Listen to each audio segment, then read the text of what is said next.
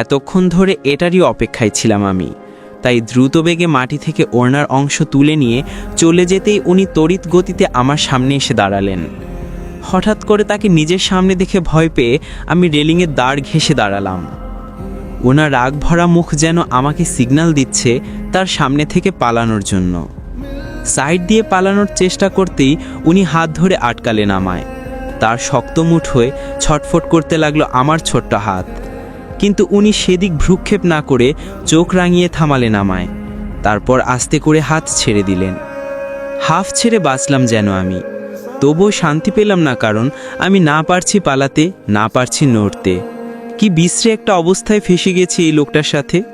হঠাৎ আমার মনে চিন্তা হলো, কেউ যদি আমাদের এইভাবে দেখে তবে কি মনে করবে। আশেপাশে তাকিয়ে দেখলাম, না, কেউ নেই এই দিকটায়। সবাই হয় ছাদে, না হয় নিচে ব্যস্ত যে যার মতো। যদিও আমাদের মধ্যে যথেষ্ট দূরত্ব রেখেই দাঁড়িয়েছেন উনি, কিন্তু তাও এভাবে দুজন মানুষকে একাকী দেখলে স্বাভাবিকভাবেই উল্টাপাল্টা ভাবতে পারে মানুষ। আমি তো তাহলে ভরা সন্ধ্যায় বিয়ে বাড়িতে বদনাম হয়ে যাব। হায় হায়, সমস্যা কি তোমার? আমার ভাবনার মাঝে রাগী গলায় দাঁতে দাঁত চেপে জিজ্ঞেস করলেন উনি। তার প্রশ্ন শুনে তাজ্জব বনে গেলাম আমি। নিজেই আমাকে অযথা রাগ দেখে আটকে রেখে আবার নিজেই জানতে চাচ্ছে সমস্যা কি। মনে প্রশ্ন উকি দিল, আচ্ছা, ওনার কি মাথার তার ছেড়ে আছে নাকি দুই একটা? কথা বলছো না কেন স্টুপিড? কি সমস্যা তোমার, আমাকে বলো। তার কথা শুনে রেগে গেলাম আমি। প্রথমত, আমাকে স্টুপিড বললে আমি কোনো কথাই বলবো না। আর দ্বিতীয়ত, আপনি কিসের সমস্যার কথা বলছেন আমি কিছুই বুঝতে পারছি না। সমস্যাটা তো আপনার মাথায় আছে বলে মনে হচ্ছে আমার, নয়তো আমাকে অযথা আটকে রাখবেন কেন এইভাবে? শারাপ, তোমাকে শখ করে আটকে রাখার প্রতি কোনো ইন্টারেস্ট নেই আমার, বুঝেছো? তোমার জন্য যে একটু আগে আমার হয়রানি হতে হলো, সেটার দায়ভার তুমি ছাড়া আর কে নিবে বলো? ওনার কথা শুনে আমি আকাশ থেকে পড়লাম। আমার জন্য ওনার হয়রানি হয়েছে মানেটা কি? আমি তো কিছুই করিনি। কিন্তু ওনার ভাবভঙ্গি দেখে তো মনে হচ্ছে সত্যি কথাই বলছেন তিনি। তাই গোল গোল চোখে অবাক হয়ে ওনাকে জিজ্ঞেস করলাম, আমি না সত্যি বুঝতে পারছি না আপনি কিসের কথা বলছেন। আর কিছু হলো, আই প্রমিস আমি কিছুই জানি না, আর আমি ইচ্ছা করে কিছুই করিনি। ভয় ভয়। যাক, ফাইনালি লাইনে এসেছো। তবে কাজটা তুমি ঠিক করোনি। ছোট মানুষ আছো, ছোট মানুষের মতোই থাকবে। যাকে তাকে আমার ইনফরমেশন দেওয়ার চেষ্টা করবে না আর কখনো, বুঝেছ? চোখ করে ধমক দিলেন আমায়। চোখ পিটপিটিয়ে তাকিয়ে রইলাম ওনার দিকে। আমি আবার কাকে তার ইনফরমেশন দিয়েছি? কয়েক মুহূর্ত মাথা খাটাতে মনে হলো সামা আপুর কথা। হ্যাঁ, আমি তো ওনাকে বলেছিলাম পূর্ণ ভাইয়ার কথা। তার মানে নিশ্চয়ই উনি বলে দিয়েছেন। ধুর, কাজটা মোটেও ঠিক করলো না আপু। পূর্ণ ভাইয়াকে পটাতে পারলেন না বুঝলাম, তাই বলে আমাকে এভাবে ফাঁসিয়ে দেওয়ার কোনো মানে হয়? ধরা পড়া চোরের মতো মাথা চুলকে ইতস্তত হাসলাম তার সামনে, কিন্তু আমার হাসি তার গম্ভীর ভাবমূর্তির বিন্দুমাত্র পরিবর্তন ঘটালো না। উনি একইভাবে চোখ পাকিয়ে আছেন আমার দিকে। তবে আমার মনে চলছে অন্য কথা। সামা আপু ঠিক কী করেছেন যার কারণে পূর্ণ ভাইয়াকে হয়রানি হতে হলো? জানার লোভ সামলাতে পারছি না, আবার ভয়ে তাকে কিছু জিজ্ঞেসও করতে পারছি না। এমনিতেই রেগে আছেন, না জানি আবার কখন ধমক দেন। তবে বেশিক্ষণ চুপ থাকতে পারলাম না আমি। কৌতূহলের বশে চকচকে দৃষ্টিতে এক পর্যায়ে জিজ্ঞেস করেই ফেললাম, আপু কি করেছে ওনার সাথে? ভেবেছিলাম হয়তো বলবেন না আমায়, না হয় রেগে কিছু শোনাবেন। কিন্তু আমাকে অবাক করে দিয়ে উনি বলতে শুরু করলেন, আমার ভাই বোনদের সাথে কথা বলছিলাম স্টেজের পাশে, তখন তোমার ওই গুণধর কাজিন এসে গায়ে পড়ে কথা বলতে শুরু করলো আমার সাথে। প্রথমে ভাবলাম বিয়ে বাড়িতে খোঁজ খবর অনেকেই নেয়, তাই ভদ্রভাবে এড়িয়ে যাচ্ছিলাম ওকে। সারা না কি যেন নাম ছিল ওর? সামা, আমি শুধরে দিলাম ওনাকে, কিন্তু বিনিময়ে ওনার তীক্ষ্ণ রাগী দৃষ্টি ছাড়া কিছুই পেলাম না। হ্যাঁ সামা, নাম যাই হোক, কিন্তু মেয়েটা খুব নাছোড়বান্ধা। তুমি ওকে আমার কথা বলে একদম ঠিক করনি। আমি বরের বড় ভাই হয়েও কেন এখনো বিয়ে করিনি? আবার আমি কাউকে ভালোবাসি কিনা, ওকে দেখতে ভালো লাগছে কিনা, ওর সাথে প্রেম করব কিনা, এগুলো পর্যন্ত জিজ্ঞেস করছিল আমাকে। সোজা কথায় যাকে ফ্লার্টিং বলে, ভাবা যায়? উফ, ডিসগাস্টিং। প্রচণ্ড বিরক্তি নিয়ে শেষ করলেন পূর্ণ ভাইয়া। ওনার মুখ দেখে আর সামা আপুর কর্মকাণ্ড কল্পনা করে আমার ভেতর হাসির বন্যা বয়ে যাচ্ছিল। অনেক কষ্টে ঠোঁট টিপে নিজেকে সামলানোর চেষ্টা করছিলাম, কিন্তু তার চোখ এড়াতে পারলাম না। চোখ পাকিয়ে তাকিয়ে থাকলেন উনি আমার দিকে। স্টপ লাফিং, এখানে হাসার মতো কিছু বলিনি আমি তোমায়। তুমি জানো আমার কাজিনরা আমাকে কতটা সম্মান করে। ওদের সামনে কখনো এই রকম লজ্জাজনক পরিস্থিতিতে পড়তে হয়নি আমায়। আর আজ তোমার জন্য ওরা আমাকে খেপানোর সুযোগ পাচ্ছে, আমাকে দেখতেই হাসাহাসি করছে। এটা কি কোন দিক দিয়ে ফানি মনে হচ্ছে তোমার কাছে? তার কথা শুনে আমার আরও বেশি হাসি পেল, কিন্তু তার সামনে সেটা প্রকাশ করলাম না। আরে বাবা, কাজিনরা খেপাতেই পারে, রাগাতেই পারে, এটাই তো কাজিন ধর্ম। কিন্তু এই সামান্য বিষয় নিয়ে লোকটা এত রেগে যাবে আমি ভাবতেও পারিনি। এত গম্ভীর কি কেউ হয়? পূর্ণ ভাইয়া পারেনও বটে। তবে যাই হোক, আর বেশিক্ষণ এখানে থাকা যাবে না ওনার সাথে। যে কোনো মুহূর্তে কেউ আসতে পারে আর দেখে ফেলতে পারে আমাদের। তাই আমি কিছু বুঝে ওঠার সুযোগ না দিয়ে হঠাৎ করে ধাক্কা দিলাম তাকে। যদিও তার বিশাল দেহে আমার ছোট ধাক্কায় তেমন একটা প্রভাব পড়ল না, তবু খানিকটা অবাক হয়ে কিঞ্চিত দূরে সরে গেলেন তিনি। আর এই সুযোগে আমি এক দরে ছাদের চুক বেয়ে উঠে গেলাম। তাড়াহুড়ো করে ছাদে উঠতে রায়হান ভাইয়ের সামনে পড়লাম। তার হাতে খাবারের ট্রে ছিল। হঠাৎ করে নিজের গতি সামলাতে না পারলেও কোনো মতে তাকে পাশ কাটিয়ে নিজেদের ধাক্কা লাগা থেকে রক্ষা করলাম আমি। কিন্তু তার হাতে থাকা ট্রের সাথে বাড়ির ঠিকই খেলাম হাতে। ট্রের সুচারু কোণ হাতে লাগতেই নিচ থেকেই সূচক ধ্বনি বের হলো আমার মুখ দিয়ে। আর চোখে হাতের দিক তাকিয়ে দেখি ছিলে গিয়েছে কনুয়ের নিচের অংশটা, খানিকটা রক্তও বের হচ্ছে ওখান থেকে। এদিকে ঘটনার আকস্মিকতায় হচকচিয়ে গেলেন রায়হান ভাইয়া। পাশের টেবিলের ট্রেটা রেখে আমার দিকে এগিয়ে এলেন তিনি। তুরফা, হাতে কোথায় ব্যথা পেয়েছো তুমি? দেখি একটু, বেশি লেগেছে কি তোমার? ধরা পড়া চোরের মতো মাথা চুলকে ইতস্তত হাসলাম তার সামনে, কিন্তু আমার হাসি তার গম্ভীর ভাবমূর্তির বিন্দুমাত্র পরিবর্তন ঘটালো না। উনি একইভাবে চোখ পাকিয়ে আছেন আমার দিকে। তবে আমার মনে চলছে অন্য কথা। সামা আপু ঠিক কী করেছেন যার কারণে পূর্ণ ভাইয়াকে হয়রানি হতে হলো? জানা লোভ সামলাতে পারছি না, আবার ভয় পাকে কিছু জিজ্ঞেসও করতে পারছি না। এমনিতেই রেগে আছেন, না জানি আবার কখন ধমক দেন। তবে বেশিক্ষণ চুপ থাকতে পারলাম না আমি। কৌতূহলের বশে চকচকে দৃষ্টিতে এক পথে জিজ্ঞেস করেই ফেললাম, আপু কি করেছে ওনার সাথে? ভেবেছিলাম হয়তো বলবেন না আমায়, না হয় রেগে কিছু শোনাবেন, কিন্তু আমাকে অবাক করে দিয়ে উনি বলতে শুরু করলেন, আমার ভাই বোনদের সাথে কথা বলছিলাম স্টেজের পাশে, তখন তোমার ওই গুণধর কাজিন এসে গায়ে পড়ে কথা বলতে শুরু করলো আমার সাথে। প্রথমে ভাবলাম বিয়ে বাড়িতে খোঁজখবর অনেকেই নেয়, তাই ভদ্রভাবে এড়িয়ে যাচ্ছিলাম ওকে। সারা নাকি যেন নাম ছিল ওর। সামা। আমি শুধরে দিলাম ওনাকে, কিন্তু বিনিময়ে ওনার তীক্ষ্ণ রাগী দৃষ্টি ছাড়া কিছুই পেলাম না।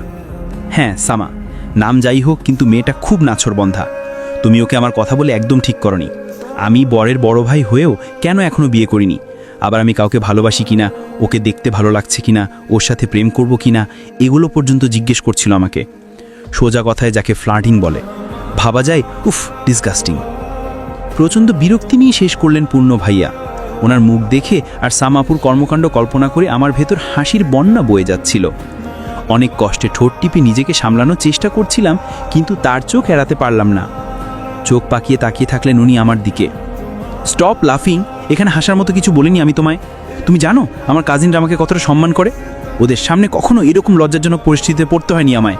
আর আজ তোমার জন্য ওরা আমাকে খেপানোর সুযোগ পাচ্ছে, আমাকে দেখতেই হাসাহাসি করছে। এটাকে কোন দিক দিয়ে ফানি মনে হচ্ছে তোমার কাছে? রেগে। তার কথা শুনে আমার আরও বেশি হাসি পেল, কিন্তু তার সামনে সেটা প্রকাশ করলাম না। আরে বাবা, কাজিনরা খেপাতেই পারে, রাগাতেই পারে, এটাই তো কাজিন ধর্ম। কিন্তু এই সামান্য বিষয় নিয়ে লোকটা এত রেগে যাবে আমি ভাবতেও পারিনি। এত গম্ভীর কি কেউ হয়? পূর্ণ ভাইয়া পারেনও বটে। তবে যাই হোক, আর বেশিক্ষণ এখানে থাকা যাবে না ওনার সাথে। যে কোনো মুহূর্তে কেউ আসতে পারে আর দেখে ফেলতে পারে আমাদের। তাই আমি কিছু বুঝে ওঠার সুযোগ না দিয়েই হঠাৎ করে ধাক্কা দিলাম তাকে। যদিও তার বিশাল দেহে আমার ছোট্ট ধাক্কায় তেমন একটা প্রভাব পড়ল না, তবু খানিকটা অবাক হয়ে কিঞ্চিত দূরে সরে গেলেন তিনি। আর এই সুযোগে আমি এক দৌড়ে সিঁড়ি বেয়ে ছাদে উঠে গেলাম। তাড়াহুড়ো করে ছাদে উঠতেই রায়হান ভাইয়ার সামনে পড়লাম। তার হাতে খাবারের ট্রে ছিল। হঠাৎ করে নিজের গতি সামলাতে না পেরেও কোনো মতে তাকে পাশ কাটিয়ে নিজেদের ধাক্কা লাগা থেকে রক্ষা করলাম আমি। কিন্তু ওনার হাতে থাকা ট্রের সাথে বাড়ি ঠিকই খেলাম হাতে। ট্রের সুচারু কোণ হাতে লাগতেই নিচ থেকে আসূচক ধ্বনি বের হলো আমার মুখ দিয়ে। আর চোখে হাতের দিক তাকিয়ে দেখি ছিলে গিয়েছে কনুয়ের নিচের অংশটা, খানিকটা রক্তও বের হচ্ছে ওখান থেকে। এদিকে ঘটনার আকস্মিকতায় হকচকিয়ে গেলেন রায়হান ভাইয়া। পাশের টেবিলে ট্রেটা রেখে আমার দিকে এগিয়ে এলেন তিনি। তুরফা, হাতে কোথায় ব্যথা পেয়েছো তুমি? দেখি একটু, বেশি লেগেছে কি তোমার? না, এত তাড়াতাড়ি এতখানি পথ যাওয়া আসি করা তো সম্ভব নয়। তাহলে কিভাবে কি হলো? হঠাৎ করেই অবচেতন মনে প্রশ্ন উঠল, মলমটা অন্য কেউ রাখেনি তো? কিন্তু রাখিলেও বা কে রাখবে? রায়হান ভাইয়া ছাড়া তো আমার ব্যথার কথা কেউ জানে না। চোখ মুখ কুঁচকে ভাবতে লাগলাম আমি মলমদাতার কথা। কে হতে পারে? তিনি কি আদৌ রায়হান ভাইয়া ছিলেন নাকি অন্য কেউ? এঙ্গেজমেন্টের 2 দিন পর বাবার সাথে বিদেশে পাড়ি জমালেন পূর্ণ ভাইয়ারা। ফিরে আসতে লাগবে বহুদিন। একদিকে হবু বরের ফিরে আসার অপেক্ষায় প্রহর গুনছে রাইসা, অন্যদিকে নিজের অনিশ্চিত ভবিষ্যৎ নিয়ে চিন্তিত আমি। কারণ আমার উচ্চ মাধ্যমিকের ডেট দিয়েছে। পরীক্ষার চিন্তায় দিন রাত জেগে পড়তে পড়তে খারাপ অবস্থা আমার। এই কয়দিন দাদিও আমায় তেমন ডিস্টার্ব করেননি কোনো কাজের জন্য, কারণ আন্টির করা নির্দেশ পরীক্ষা শেষ না হওয়া পর্যন্ত যেন বাসায় আমায় কোনো রকম কাজ করতে না দেখা যায়। সময় ও স্রোত কারো জন্য অপেক্ষা করে না, ঠিক তেমনি দিন ফুরোতেও সময় লাগে না। দেখতে দেখতেই পেরিয়ে গেল মাস, একটি একটি করে সব পরীক্ষায় শেষ হয়ে গেল আমার। এতদিন পরীক্ষার জন্য পুরোটা সময় ঘরেই কাটিয়েছি আমি। হাঁপিয়ে উঠেছে মন। এখন এইচএসসি শেষে আমি যেন মুক্ত পাখি, ডানা মেলে উড়ে বেড়াতে ইচ্ছে করছে শহর জুড়ে। তাই তো রাইসার ইয়ার ফাইনাল শেষ হওয়ায় ওকে নিয়ে চষে বেড়াচ্ছি পুরো শহর।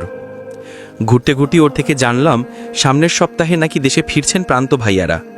আসার কিছু দিনের মধ্যেই বিয়ের দিনক্ষণ পাক্কা করবেন তারা। লাজুক মুখে রাইসা বলল, প্রান্ত ভাইয়া চাইছেন রাইসা যেন তার সাথে এয়ারপোর্টে দেখা করতে আসে। এতদিন পর তার জন্য অপেক্ষারত প্রেয়সীকে দেখার দৃশ্য তিনি কোনোভাবেই মিস করতে চান না। খুব সুন্দর সাবলীল ইচ্ছা, আমিও সাই দিলাম ওকে দেখা করার জন্য। একটু পর আঙ্কেলের কথা মাথায় আসতেই ওকে জিজ্ঞেস করলাম। তখন শুনলাম আঙ্কেল নাকি কয়দিন আগেই চলে এসছেন, শুধু তারা 2 ভাই আসা বাকি এখন। তাই ও এয়ারপোর্টে যেতে রাজি হয়েছে।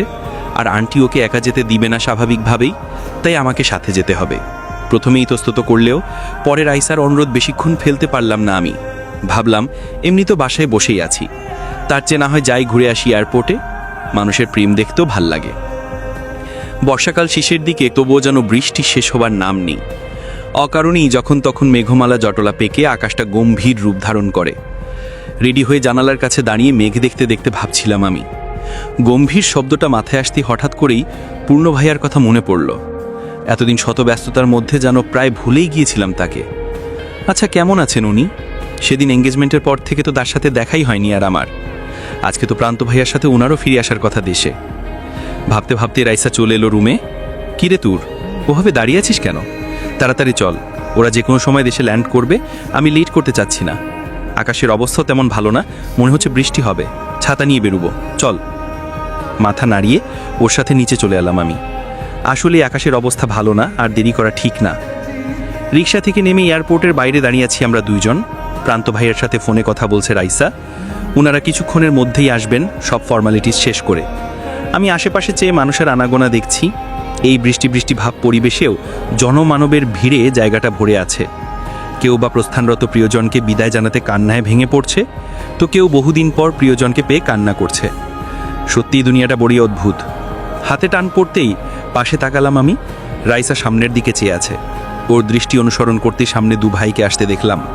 চোখে সানগ্লাস, হাতে সুটকেস নিয়ে বেশ ভাব নিয়েই হেঁটে আসছেন 2 জন। দূরত্ব কমতেই আমাদের দেখতে পেলেন প্রান্ত ভাইয়া। একগাল হেসে এগিয়ে এলেন তিনি। তার পিছন পিছন এলেন পূর্ণ ভাইয়া। রাইসাকে দেখে চোখ থেকে সানগ্লাস নামিয়ে ফেললেন প্রান্ত ভাইয়া। আলতো হেসে কথা বলতে লাগলেন ওর সাথে। ওদেরকে একান্তে কিছু কথা বলতে দিয়ে আমি সরে এলাম একটু সাইডে। আর চোখে তাকাতেই চোখ পড়ল পূর্ণ ভাইয়ার উপর। এখনও সানগ্লাস পরে ঠাই দাঁড়িয়ে আছেন উনি, যেখানে সূর্যের ছিটাফোঁটাও নেই চারদিকে। তিনি যে কোন দিকে তাকিয়ে থাকেন, কি ভাবেন, তার মুখ দেখে বোঝা দেয়।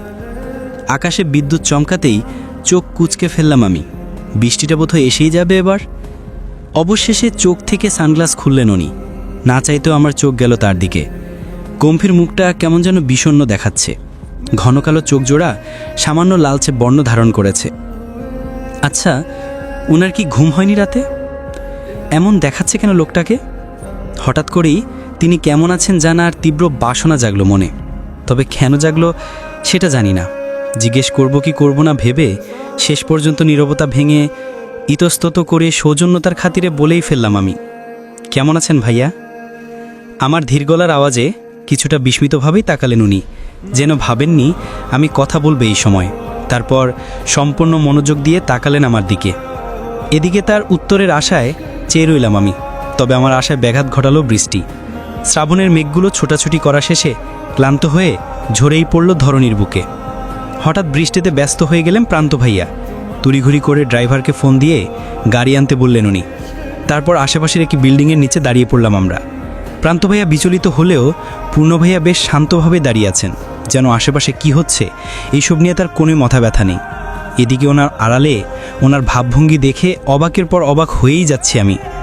গাড়ি আসতে আমরা এক ছুটে চলে গেলাম সেখানে। প্রান্ত ভাইয়া রাইসার জন্য গেট খুলে দিচ্ছেন। এদিকে আমি অপর পাশে গেট খোলার জন্য হাত বাড়াতেই আমার সামনে এলেন পূর্ণ ভাইয়া।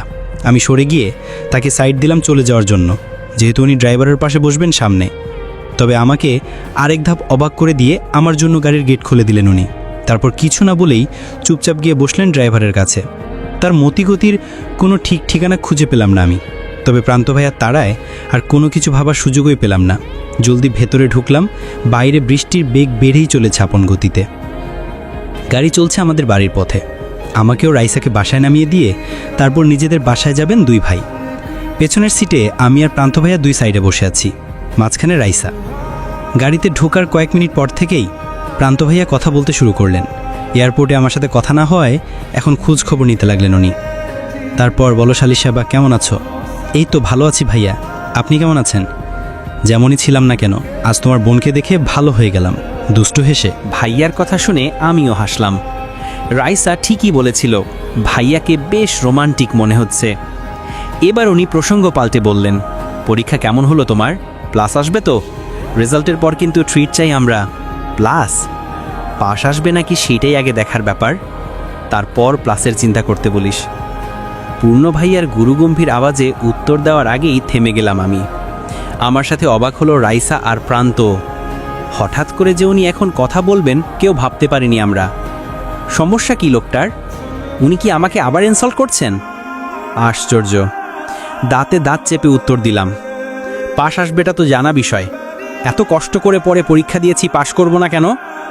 আমার রাগী গলা শুনে প্রান্ত ভাইয়া হেসে থামালেন আমায়। তবে পূর্ণ ভাইয়া কি রিয়াকশন দিলেন উনি সামনে বসায় দেখতে পেলাম না আমি। কিন্তু এই মুহূর্তে তার ওপর রাগ হচ্ছে আমার। এত দিন পরেও বাজে স্বভাব গেল না লোকটার, অসহ্য। আরে তুরফা, কিছু মনে করো না, ভাইয়া হয়তো এমনিই বলেছটা। মনে মনে অনেক কিছু মনে করলেও প্রান্ত ভাইয়ার সামনে জোরপূর্বক হাসি টেনে বললাম, কিছু মনে করিনি আমি। এখন তো তোমার হাতে সময় আর সময়, কি কি করবে এই ফ্রি টাইমে ভেবেছ? আপাতত আপনাদের বিয়ে এনজয় করাই আমার ছুটি কাটানোর সর্বপ্রথম কাজ ভাইয়া। দাঁত কিলিয়ে হেসে বললাম আমি। আমার কথা শুনে সবাই হেসে ফেলল। অবশেষে আমাদের বাসায় নামিয়ে দিয়ে চলে গেলেন তারা। এতক্ষণ আকাশ পরিষ্কার, বৃষ্টিও উধাও রয়ে গেছে।